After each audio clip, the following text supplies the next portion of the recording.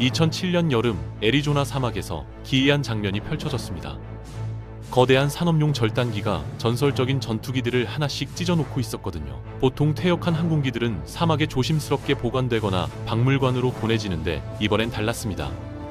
미 해군은 자국이 30년 넘게 운용해온 최강의 함재기를 직접 파괴하고 있었던 겁니다. 날개가 찢기고 동체가 갈라지고 고철더미로 변해가는 그 모습을 지켜본 조종사들은 마치 장례식에 온 것처럼 침묵했죠. 왜 그랬을까요? 왜 미국은 자신들의 자랑이었던 F-14 톰캣을 단 한 대도 남기지 않고 완전히 지워버렸을까요? 그 이유를 제대로 이해하려면 시간을 거슬러 올라가야 합니다. 냉전의 한복판으로 말이죠. 이 이야기를 한번 해보겠습니다.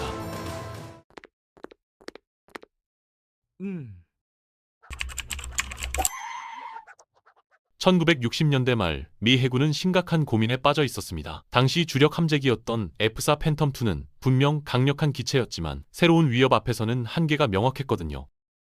소련이 개발한 장거리 대함 미사일과 초음속 폭격기들은 기존의 방어 체계로는 막기 어려웠습니다. 특히 문제는 거리였죠. 적이 미사일을 발사하기 전에 먼저 발견하고 격추해야 하는데 F-4의 레이더는 한 번에 한두 개 표적만 추적할 수 있었고 미사일 사거리도 짧았습니다.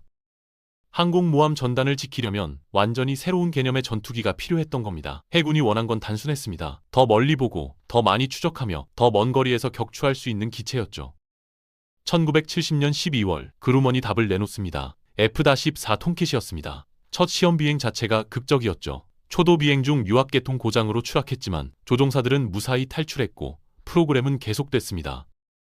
이 기체는 처음부터 기존 상식을 뛰어넘는 설계로 가득했거든요. 비행 중 자동으로 각도가 변하는 가변이, 수백 킬로미터 밖에서 2무게 이상의 표적을 동시에 추적하는 레이더, 그리고 150km 이상 떨어진 적기를 격추할 수 있는 AIM-54 피닉스 미사일까지 한 번에 6발을 탑재하고 각 다른 목표를 향해 동시에 발사할 수 있었습니다. 이 조합은 당시로서는 혁명적이었죠. 다른 전투기들이 근접전에 집중할 때 톰캣은 적이 시야에 들어오기도 전에 전투를 끝낼 수 있었으니까요. 가변익은 톰캣의 상징이 되었습니다. 이 착륙할 때는 날개를 최대한 펼쳐서 양력을 확보하고 고속 비행 시에는 뒤로 접어 공기 저항을 줄였죠. 마치 새가 상황에 맞게 날개를 조절하는 것처럼 보였습니다. 시험 중에 놀라운 사실도 밝혀졌습니다. 한쪽 날개는 앞으로, 다른 쪽은 뒤로 접힌 비대칭 상태에서도 비행이 가능했던 겁니다. 설계 단계에서 의도한 기능은 아니었지만 그만큼 기체가 견고하게 만들어졌다는 증거였죠. 1991년에는 실제로 공중 충돌로 우측 날개 절반을 잃은 톰캣이 무사히 귀환하는 사건도 있었습니다. 조종사들은 이 기체를 날아다니는 테니스 코트라고 불렀습니다. 길이 19m에 무게 20톤 가까이 나가는 거대한 덩치 때문이었죠. 엔진은 프렛 앤 휘트니의 TF30 터보팬 엔진 2개였습니다. 초기 모델은 엔진 문제로 골머리를 앓았죠. 비대칭 추력으로 인한 스핀 현상이 빈번했고 정비 비용도 높았습니다. 이 문제는 1987년부터 도입된 FA14B와 D형에서 GE의 F110 엔진으로 교체되면서 해결됐습니다. 새 엔진은 추력이 27,000파운드로 증가했고 상승률도 분당 45,000피트 이상으로 향상됐습니다. 하지만 기본적으로 톰캣은 근접 공중전을 위한 기체가 아니었습니다. F-15나 F-50윤 같은 전투기들에 비해 선회율이 낮았고 추중비도 0.7에서 0.9 사이로 상대적으로 불리했죠. 그럴 수밖에 없었던 게 애초에 설계 목적 자체가 장거리 요격이었으니까요. 톰캣의 진짜 무기는 레이더였습니다. AN/AWG-9 레이더는 당시로서는 경이로운 성능을 자랑했거든요. 213km 거리에서 24개의 표적을 동시에 추적할 수 있었고 그중 6개를 선택해서 공격할 수 있었습니다. 다른 전투기들이 한두 개 목표에 집중할 때 톰캣 한 대는 편대 전체를 관리했던 겁니다. 후기형인 F-14D에 탑재된 AN/APG-71 레이더는 완전 디지털 방식으로 탐지 거리가 370km까지 늘어났죠. 그리고 피닉스 미사일, 이 무기는 톰캣을 위해 특별히 개발된 장거리 공대공 미사일이었습니다. 무게만 450kg이 넘었고 사거리는 160km 이상이었습니다. 한 대의 톰캣이 6발의 피닉스를 동시에 발사해서 6개의 다른 목표를 격추할 수 있다는 건 당시로서는 상상하기 어려운 능력이었죠. 1974년부터 실전 배치가 시작됐습니다. 첫 작전은 1975년 베트남에서 미군과 민간인을 철수시키던 프리큰트 윈드 작전이었습니다. 이후 톰캣은 냉전 기간 내내 미 해군 항공모함의 핵심 전력으로 활약했죠. 지중해에서 소련 함대를 감시하고 1981년에는 리비아 상공에서 Su-22 두 대를 격추했습니다. 1989년에는 또다시 리비아의 미그 23 두 대를 격추했고요. 걸프전에서도 항공모함에서 출격했지만 제공권이 이미 확보된 상황이라 공대공 전투 기회는 많지 않았습니다. 대신 톰캣은 새로운 역할을 찾았습니다. 1990년대 중반부터 정밀 타격 능력이 추가되면서 봄캣이라는 별명을 얻었죠. LANTIRE한 표적 지시 포드를 장착하고 레이저 유도 폭탄을 투하할 수 있게 됐습니다. 보스니아, 아프가니스탄, 이라크에서 지상 목표물을 타격했고 함대 방공 요격기에서 멀티롤 전투기로 탈바꿈했습니다. 그리고 1986년 영화 탑건이 개봉됩니다. 톰 크루즈가 F-14를 타고 하늘을 가르는 장면은 전 세계 사람들의 뇌리에 각인됐죠. 톰캣은 단순한 무기가 아니라 문화 아이콘이 됐습니다. 미 해군 지원자가 급증했고 그중 상당수는 공군과 해군을 구분하지 못한 채 톰캣을 보고 입대했다고 합니다. 영화 제작진은 F-14 비행 시간에 대한 비용으로 미 해군에 88만 6천 달러를 지불했는데 시간당 7,600달러였다고 하죠. 그만큼 톰캣은 비싼 기체였습니다. 하지만 2000년대 들어서며 분위기가 바뀝니다. 냉전이 끝나고 국방 예산은 삭감됐습니다. 톰캣의 유지비는 갈수록 부담이 됐죠. 가변익 구조는 복잡했고 정비 시간도 오래 걸렸습니다. 한번 비행하고 나면 정비에 들어가는 공수가 엄청났거든요. 반면 FA-18 호넷과 슈퍼 호넷은 훨씬 효율적이었습니다. 멀티롤 능력도 뛰어났고 정비도 간단했죠. 가격도 저렴했고요. 당시 국방장관이었던 도널드 럼스펠드는 강력한 군축 기조를 밀어붙였고 톰캣은 그 희생양이 됐습니다. 2006년 9월 22일 마지막 F-14가 최종 비행을 마쳤습니다. 미 해군에서 36년간 복무한 톰캣의 시대가 끝난 겁니다. 여기까지는 평범한 퇴역 절차였습니다. 문제는 그 다음이었죠. 보통 퇴역한 군용기들은 애리조나 데이비스 몬탄 공군기지에 보네야드라 불리는 보관소로 보내집니다. 수천 대의 항공기가 사막의 건조한 기후 덕분에 부식 없이 보관되는 곳이죠. 필요하면 다시 꺼내서 쓸 수도 있고 부품을 빼서 다른 기체에 사용할 수도 있습니다. 우호국에 판매하는 경우도 있고요. 하지만 F-14는 달랐습니다. 2007년 1월 미 국방부는 충격적인 발표를 합니다. F-14의 모든 예비 부품 판매를 즉각 중단한다는 내용이었죠. 그리고 7월에 더 강력한 조치가 내려졌습니다. 남아있는 F-14 전투기들을 전부 해체하라는 명령이었습니다. 이유는 단 하나였습니다. 이란 때문이었죠. 1970년대 초반 이란은 미국의 핵심 동맹국이었습니다. 팔라비 왕조 시절 리처드 닉슨 대통령은 이란에 최첨단 무기를 제공하기로 약속했고 이란은 F-14를 선택했습니다. 1974년 이란은 30대의 F-14와 400이산 4발의 피닉스 미사일을 주문했고 몇 달 뒤 주문량은 80대와 714발로 늘어났습니다. 페르시아 왕 프로젝트라 불린 이 거래는 총 10년간의 예비 부품과 교체 엔진, 완전한 무장 패키지, 그리고 이스파한 인근 하타미 공군기지 건설까지 포함했죠. 결국 7구대의 F-14가 이란 제국 공군에 인도됐습니다. 그런데 1979년 모든 게 뒤집혔습니다. 이란 혁명이 일어난 겁니다. 호메이니가 이끄는 이슬람 혁명 정부는 강력한 반미 노선을 택했고 하루아침에 동맹국이 적국이 됐죠. 문제는 이미 79대의 F-14와 수백 발의 피닉스 미사일이 이란 손에 넘어간 상태였다는 겁니다. 미국은 즉시 부품 공급을 중단했지만 이란은 놀라운 끈기를 보여줬습니다. 1980년 이란 마이스 이라크 전쟁이 발발하자 혁명정부는 팔라비 시절의 조종사들과 정비사들을 복귀시켰습니다. 민간 공항과 기술자들까지 동원하면서 약 60여 대의 F-14 중 평균 40여 대를 운용 가능한 상태로 유지했죠. 전쟁 기간 동안 이란의 F-14는 위력을 발휘했습니다. 공식 기록에 따르면 50회의 주요 공중전에서 160기의 이라크 전투기를 격추했다고 하는데 이 수치는 프로파간다 성격이 강해서 과장됐을 가능성이 높습니다. 하지만 한 가지는 분명했습니다. F-14는 여전히 강력했고 이란은 그걸 운용할 능력이 있었다는 거죠. 심지어 1986년에는 미그 23과 미그 25가 F-14를 격추하는 사례도 있었지만 전체적으로 보면 톰캣이 압도적 우위를 점했습니다. 이라크가 프랑스에서 도입한 미라주 F-1 전투기가 F-14 4대를 격추한 게 이라크 측의 가장 큰 성과였을 정도니까요.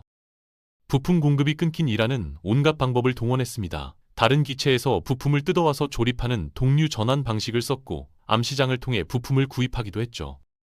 아이러니하게도 1985년 레바논 인질 사태 해결을 위한 CIA의 비밀 공작으로 수천 톤의 무기와 부품이 이란으로 밀반입됐는데 여기에 F-14와 피닉스 미사일 부품이 포함돼 있었습니다. 이른바 이란 콘트라 사건으로 알려진 이 일은 레이건 행정부를 탄핵 직전까지 몰아갔죠. 이스라엘 무기상들을 통한 밀수 루트도 있었지만 이란이 배후에 있던 헤즈볼라가 이스라엘을 공격하자 이 라인도 끊겼습니다. 이란은 포기하지 않았습니다. 2012년에는 국산 부품으로 무장 시스템을 개량한 F-14AM을 공개했습니다. 피닉스 미사일이 고갈되자 지대공 미사일인 MIM-23 호크를 공대공 미사일로 개조한 세드즈를 사용했고 2017년에는 호크의 시커와 외형을 대대적으로 개조해 피닉스와 유사하게 만든 파쿠르 90 미사일을 개발했습니다. 2018년에는 AIM-7 스페로우 미사일을 대체하기 위해 100발이 AIM-23B를 생산 주문하기도 했죠. 러시아제 R-27 미사일을 통합하려는 시도도 있었지만 성공하지 못했습니다.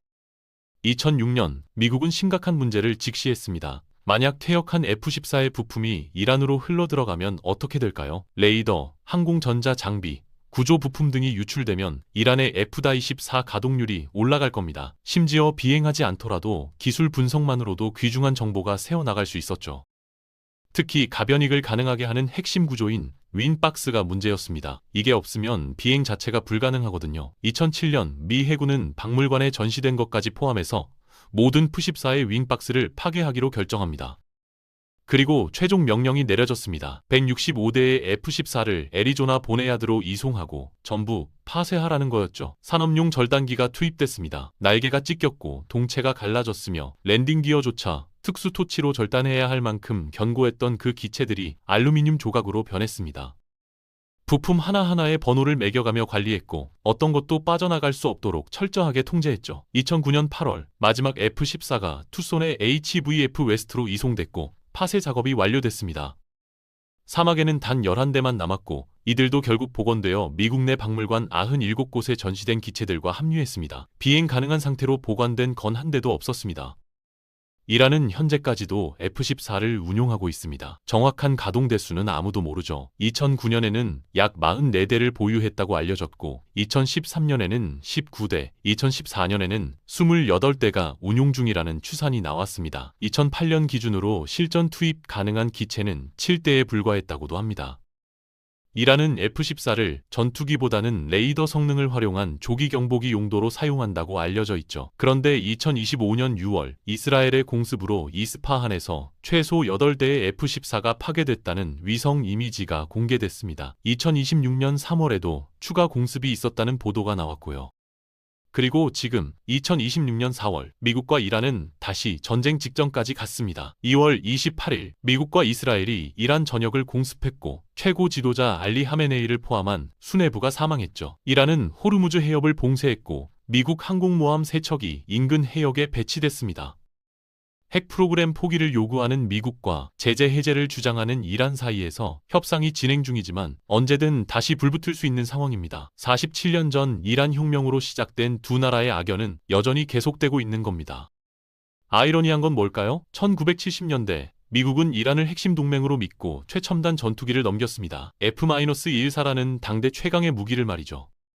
그런데 그 믿음은 단 하루 만에 배신으로 바뀌었고 이후 40년 넘게 미국은 자신이 판 무기가 적의 손에 있다는 악몽을 안고 살았습니다. 2007년 미국이 자국의 F-14를 전부 산산조각 낸 건 단순한 퇴역 절차가 아니었습니다. 그건 후회였고 공포였으며 다시는 같은 실수를 반복하지 않겠다는 다짐이었던 겁니다. F-14의 운명은 결국 미국과 이란의 관계의 축소판이었습니다. 한때는 우방의 상징이었다가 적대의 증거가 됐고 파괴되어야 할 위협으로 전락했죠. 낡아서 사라진 게 아닙니다. 너무 위험해서 지워진 겁니다.